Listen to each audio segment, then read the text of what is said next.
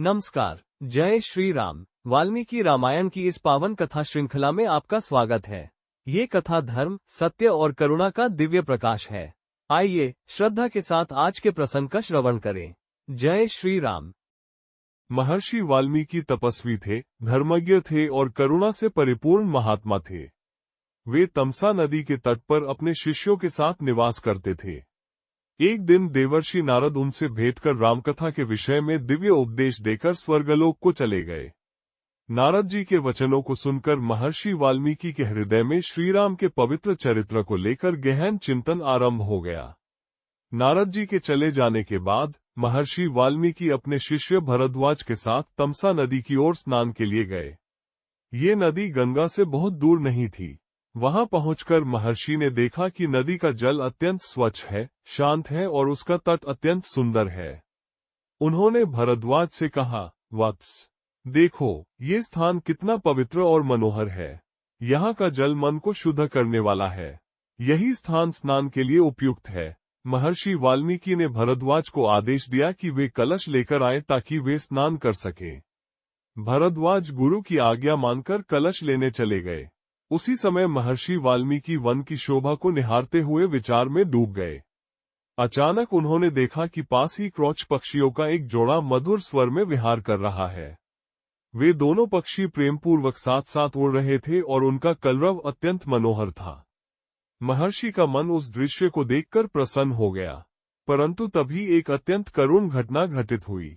एक निषाद, जो जीवों का हिंसक स्वभाव रखता था, वहां आ पहुंचा और उसने उन दोनों क्रोच पक्षियों में से नर पक्षी को बाण मार दिया।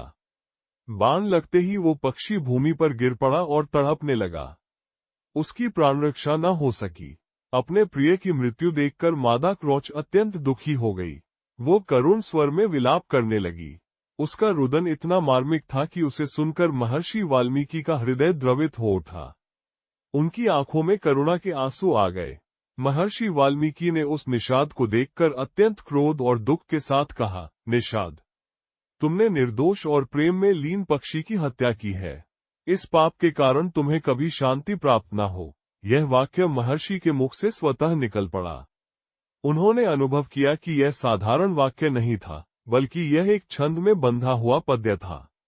स्वयं महर्षि इस बात पर आश्चर्यचकित हो गए कि उनके मुख से ये काव्यरूप वाणी कैसे निकल पड़ी। उसी समय उनके शिष्य भरद्वाज कलश लेकर लौट आए। उन्होंने गुरुजी को उस अवस्था में देखा और पूछा। महर्षि वाल्मीकि ने उन्हें बताया कि उनके मुख से जो वाणी निकली है वो 4 चरणों में बंधी हुई है और प्रत्येक चरण में समान अक्षर है। ये श्लोक स्वरूप में प्रकट हुई है। भरद्वाज ने गुरु की वाणी की प्रशंसा की और कहा कि यह श्लोक रूप में ही रहनी चाहिए। महर्षि वाल्मीकि को भी इस बात से संतोष हुआ। इसके पश्चात महर्षि स्नान कर आश्रम लौट आए, किंतु उनका मन बार बार उसी क्रोच पक्षी की करुण कथा की ओर चला जाता था। वे उसी श्लोक पर विचार करते रहते थे। इसी समय सृष्टि के रचयिता भगवान ब्रह्मा स्वयं महर्षि वाल्मीकि के आश्रम में प्रकट हुए। ब्रह्मा जी को देखकर महर्षि अत्यंत विस्मित हो गए। वे हाथ जोड़कर खड़े हो गए और उचित विधि से ब्रह्मा जी की पूजा की। भगवान ब्रह्मा ने उन्हें आसन ग्रहण करने की आज्ञा दी।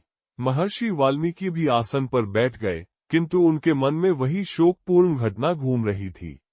महर्षि वाल्मीकि ने ब्रह्मा जी से वो श्लोक सुनाया जो उनके मुख से स्वतः प्रकट हुआ था। ब्रह्मा जी ने उस श्लोक को सुनकर प्रसन्नता व्यक्त की और कहा, हे महर्षि, ये श्लोक नहीं बल्कि भविष्य के महान काव्य का बीज है। यही श्लोक आगे चलकर रामायण बनेगा। ब्रह्मा जी ने महर्षि वाल्मीकि को आदेश दिया कि वे भगवान श्रीराम के संपूर्ण चरित्र को काव्यबद्ध करें। उन्होंने कहा कि श्रीराम धर्म, अर्थ, काम और मोक्ष चारों पुरुषार्थों के साकार स्वरूप है। उनके जीवन का वर्णन करने से संसार का कल्याण होगा। भगवान ब्रह्मा ने ये भी वरदान दिया कि रामकथा संसार में तब तक गाई जाती रहेगी जब तक पृथ्वी पर पर्वत और नदियां विद्यमान रहेंगी।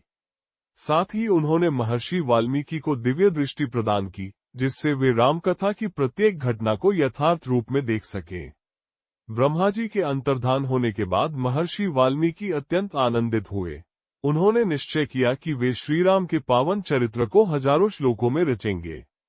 इसके बाद महर्षि वाल्मीकि ने योग के माध्यम से श्रीराम के जीवन की समस्त घटनाओं का दर्शन किया। उनका जन्म, बाल्यकाल, वनवास, सीता हरण, रावण वध और अयोध्या लौटना, सब कुछ उन्होंने अपने अंतःकरण में स्पष्ट देखा। इस प्रकार महर्षि वाल्मीकि ने 24,000 श्लोकों में रामायण की रचना की। ये काव्य 7 कांडों में विभक्त हुआ और अत्यंत मधुर, गंभीर तथा भक्तिपूर्ण बना। रामायण की रचना पूर्ण होने के बाद महर्षि वाल्मीकि ने यह विचार किया कि इस महान काव्य का गान कौन करेगा। तभी उनके आश्रम में श्रीराम के पुत्र लव और कुश आए। वे दोनों मधुर स्वर वाले, संगीत में निपुण और अत्यंत बुद्धिमान थे। महर्षि वाल्मीकि ने लव कुश को रामायण का गान सिखाया। दोनों भाई वीणा के साथ मधुर राग में रामकथा गाने लगे। उनका गायन इतना प्रभावशाली था कि सुनने वालों की आंखों में आंसू आ जाते थे। एक दिन लव कुश अयोध्या पहुंचे और सभा में रामायण का गान किया। स्वयं भगवान श्रीराम ने उनका गायन सुना और अत्यंत प्रसन्न हुए।